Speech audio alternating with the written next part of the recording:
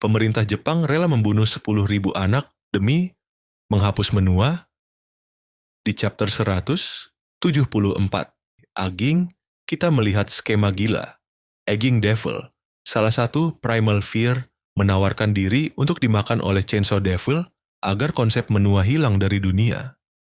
Tetapi syaratnya, 10.000 anak warga Jepang usia bayi sampai 9 tahun harus dikorbankan di depan kaca.